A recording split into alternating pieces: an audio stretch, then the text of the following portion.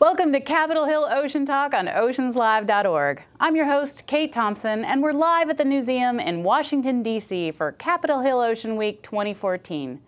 Throughout the week, we will be bringing you informal, behind-the-scenes conversations with some of the most influential ocean leaders here at CHOW.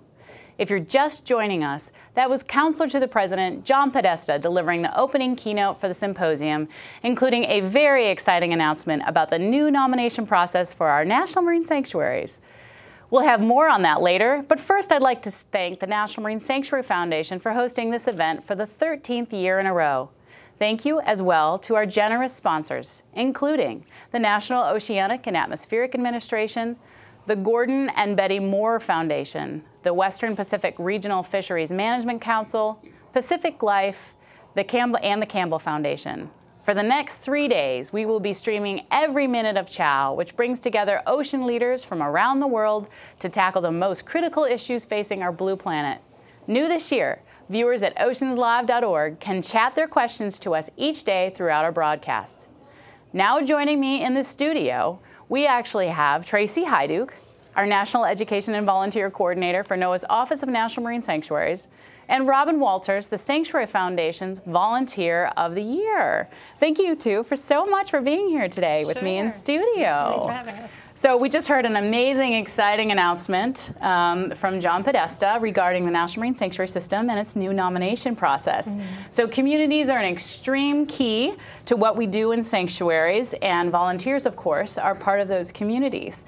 So Trace, I just wanted to talk to you real quickly because we talk a lot about how individual action can create positive change for the ocean. So how important are volunteers across the National Marine Sanctuary System? They really are important to our office.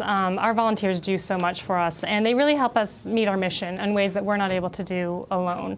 You know, we have the volunteers, I like to say, are kind of they're the eyes and ears of the sanctuary. They're out there, they're working with the public, they're engaging with the community, they're out monitoring the beaches, collecting important citizen science data, and interacting with school children and visitors to our visitor centers. So they just do so much that we're not able to do alone, you know, that our staff just wouldn't have, you know, the time to do, and we just appreciate them so much. And they, again, just make these huge contributions to our program.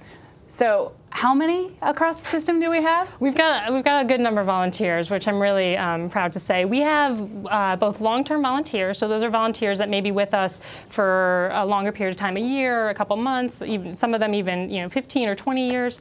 And then we also have a lot of volunteers that show up for maybe a special one-day event. So if you add those two groups together, we actually have about 4,000 volunteers. 4,000 volunteers. Yeah. That's pretty amazing. Considering is. we only have 500 employees across the system. Yes. It's pretty impacting. Well, and if you actually add up their hours, if you take, the volunteer hours from, say, for instance, last year was about 127,000 hours, and I always like to break that down to how many full-time employees that would be. It's over 60. So wow. It really does help. Again, it makes our program larger and be able to do a lot that we won't be able to do without them. So today we are extremely lucky in that we have this year's Volunteer of the Year in studio with us, Robyn Walters. Robyn, thank you so much for being with us today. Well, it's my pleasure to be here. Okay. Well, you were selected by the National Marine Sanctuary Foundation as Volunteer of the Year for our work with Hawaiian Islands Humpback Whale National Marine Sanctuary. How did you feel when you got that call that you got the award?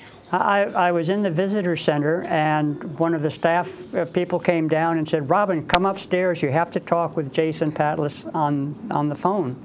And when Jason told me that I was selected as the national volunteer, I was flabbergasted. I really terrifically honored, but very, very surprised.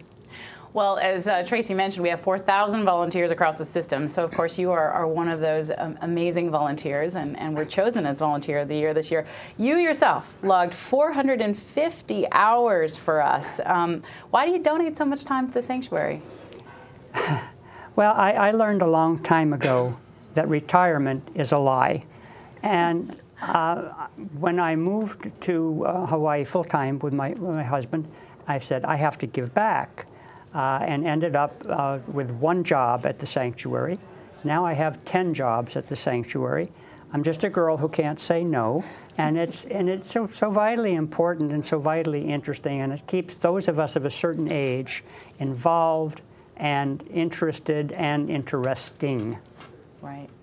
Well, this evening at the Ocean Awards Gala, you will be receiving your award. I'm very excited to see you receive that award in front of our colleagues and then the ocean leaders across the nation. So again, congratulations on being our Volunteer of the Year. It's pretty impressive since we have 4,000 of you across the system. So just coming in from Capitol Hill Ocean Week is Jason Patlis. Jason, so we're really excited to be here again at Capitol Hill Ocean Week, and it's your 14th year. 13th year. 13th. I'm pushing it. 13th year. I'm sure you think that at this point. But what does the Sanctuary Foundation have in store this year at Capitol Hill Ocean Week? Well, if you guys have been paying attention, you just heard one of the very big things we have in store, a very big announcement by Counsel to President Obama, John Podesta, mentioning that for the first time in 20 years, we will be opening the door to new sanctuary nominations.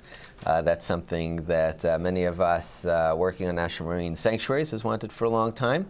And Mr. Podesta's announcement is just the first of what we expect throughout the week of announcements from different speakers. And in addition to that, we just have an ongoing dialogue of cutting-edge issues, looking at the challenging threats and issues facing our ocean and what we need to do about them. Well, what makes CHOW such an important part of that global ocean dialogue? It brings national leaders together from around the country and on occasion from around the world. It gives them an opportunity to convene. It gives the audience, particularly online these days, an opportunity to hear from these national leaders, to learn what is being done and what still needs to be done. So with this new exciting announcement that you just talked about from John Podesta, what is the National Marine Sanctuary Foundation's role in that process?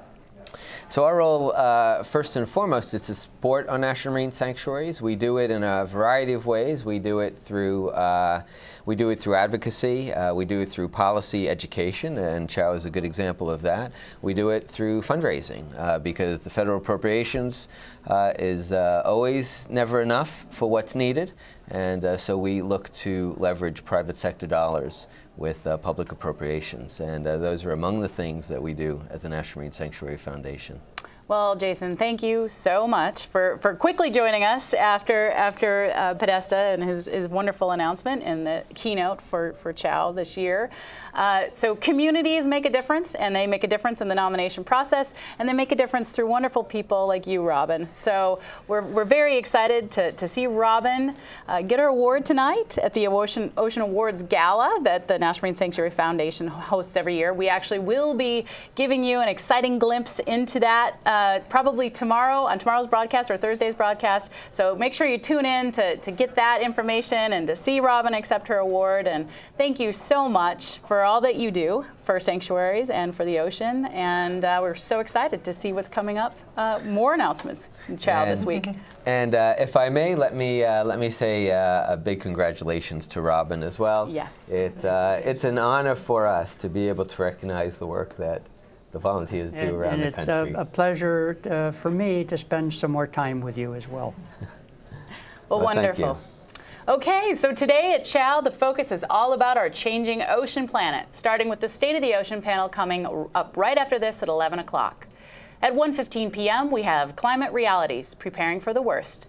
We'll take stock of the very real risks posed by global climate change and the hard decisions we face as we are forced to adapt to climate-related impacts. The final panel of the day will be U.S. action on the global stage at 3 p.m., a discussion of the United States' role in an increasing connected world. Be sure to tune in at 10:30, noon, and 2:30 Eastern every day for more Capitol Hill Ocean Talk here on oceanslive.org. Check the schedule for our full lineup of special guests discussing big questions about the current state and uncertain future of our ocean. Stay tuned, chat us your questions, and don't miss a minute of Capitol Hill Ocean Week right here on oceanslive.org.